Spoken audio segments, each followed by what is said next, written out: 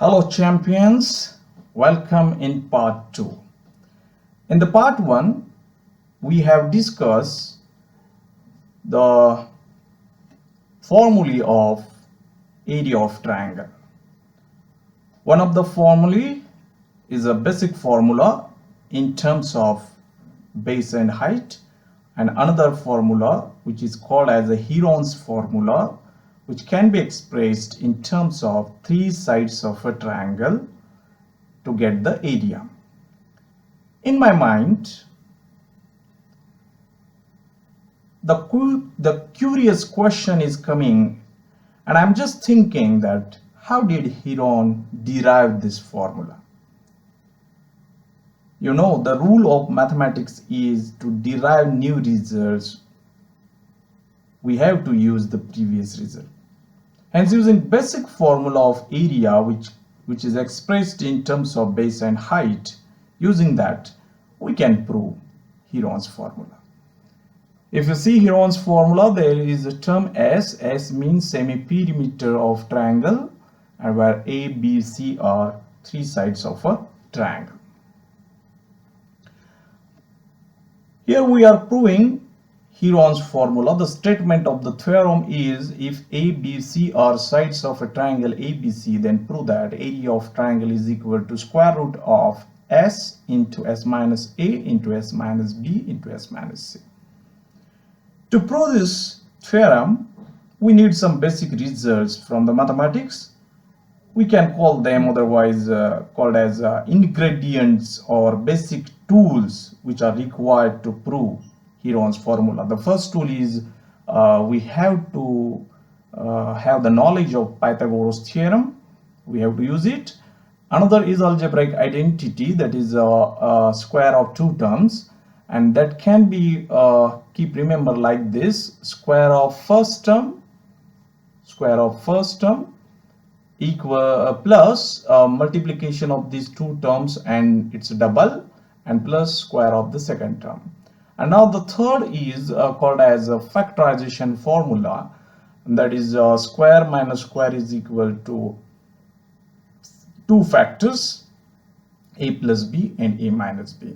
So this formula is called as a factorization because if you look at the left hand side, there are two terms, and if you look at the right hand side, there are multiplication of two brackets. That means they are factors. So this formula will convert terms into factors, therefore it is called as a factorization formula. So we have to use it to prove Heron's formula. Draw any triangle and tag the name to the vertices as ABC and give the name to these vertices or to this triangle in anti-clockwise direction. So it is capital A, this is capital B, and this is capital C. Okay, now we need the height, therefore draw a perpendicular from the vertex C to the base AB at point D. So we can denote this point as a D. Right. Now we are proving this theorem by using base height formula, and therefore we need height. Therefore here CD will become height. We can denote by H. But here AD, the length of AD we don't know, so we call it as X. You know that in mathematics, what will be the length of side of triangle opposite of angle A? So it is the standard notation that the notation of the side is in small letter, and therefore if this side BC is opposite of angle A, therefore it is denoted by small a. The side opposite of angle B denoted by small b, and the side opposite of angle C is denoted by its length as a small c. And therefore when we call AD as a X, therefore DB will become C minus X. So after this nomenclature, you have to declare all the new notations which you have introduced here for proving this theorem. So let AD equal to x, let DB equal to C minus x, let CD is equal to height, and it is denoted by h. Now we are using Pythagoras theorem to here in the triangle ADC.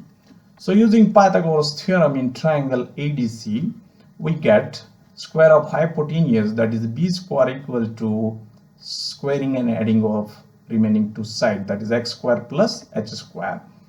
And just manipulating the terms, I have derived the value of x square is equal to b square minus s square, and this expression is called as equation number 1. Now again, another right angle triangle is CDB here.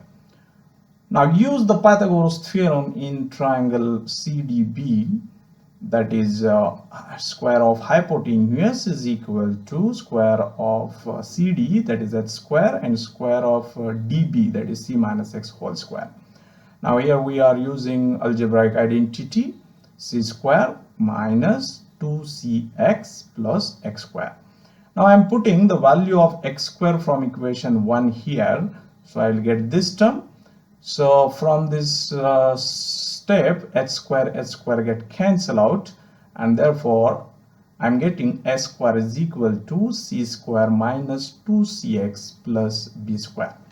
Now continuing in this way, I want to find the value of x from this equation. Therefore try to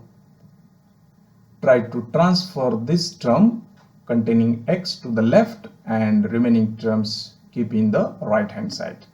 So that's why I'm getting this 2cx is equal to c square plus b square minus a square, and therefore dividing 2c on both sides, I will get the value of x like this.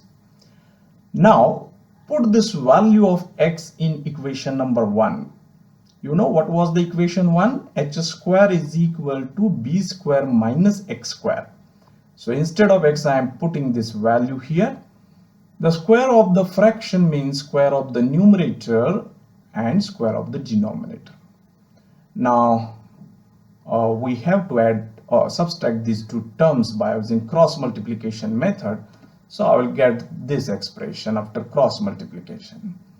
And you know that 4b square c square can be written as square of 2bc, and this second term keeping as it is, denominator keeping as it is. Now see, this is the square of something minus square of something. You can use the factorization formula here. So I'm getting two factors. One is 2bc plus this bracket, and another factor is 2bc minus this bracket here.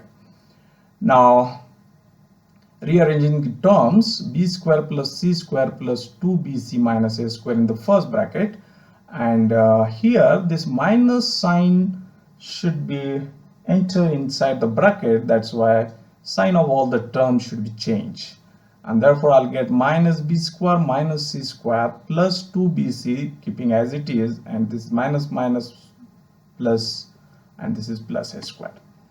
Now again I am rearranging the terms. I'll write all the square terms initially. So b square plus 2bc plus c square minus a square, and we can write here. What is the purpose? Purpose is, if you look at these three terms, this is the answer of algebraic identity, and we can write its left hand side as a b plus c bracket square. Okay. We want to use here also algebraic identity, but the problem is the sign minus sign to these square terms. So to use the algebraic identity, I need plus sign here. That's why I can take minus sign as a common from this second factor. Here I have taken minus sign. Therefore all signs of the terms should be changed like this, and therefore these three terms will give you b plus c whole square, and these three terms according to algebraic identity will give you b minus c whole square, and therefore the next term should be looking like this. Okay, I have used algebraic identity here. Now transfer this minus sign into second bracket, and due to that minus sign the signs of terms should be changed. So minus a square will become plus a square, and this plus bracket square will become minus. Now again this is square minus square, so we can use the factorization formula. X square minus y square can be written as x plus y into x minus y. So I have got two factors from this and two factors from this second bracket. So total factors will become 4. After that, you look at the numerator. Here a plus b plus c. Here b is positive, c is positive, and a is negative. So to get the expression a plus b plus c, here we need plus a. Therefore we add a here, and again we subtract from the same bracket.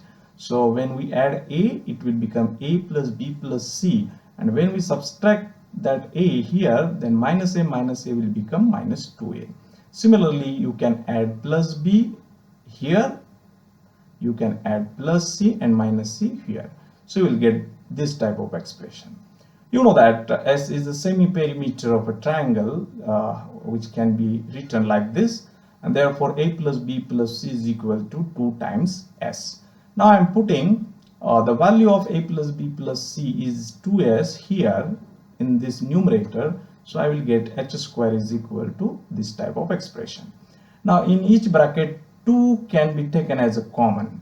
Therefore from each bracket, when we take 2 as a common, the total common 2 will become 4 times. So 2 into 2 into 2 4 times, that will become 16.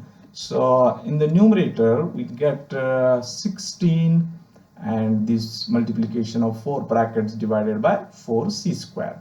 This 4 in the denominator will get cancelled out with this 16, and 4 is remaining in the numerator. And now we have to take the square root of both sides, and therefore h is equal to square root of 4 is 2, square root of c square is c, and square root of this product of 4 brackets is we can write like this, under root product of 4 brackets, and this is a height. Now we have achieved the value of height, and therefore to find the area of triangle ABC, use the basic formula 1/2 base into height. Base is base is if you remember the figure, the base is AB, and we have denoted AB is equal to C. The base is C, and the height already we have calculated, put here. C get cancelled, 2 get cancelled, and we got this expression, and this is nothing but Heron's formula. So by using this simple expression and simple logic, we have proved Heron's formula. So please watch its next part number 3, for more examples on Heron's formula, and please subscribe this channel.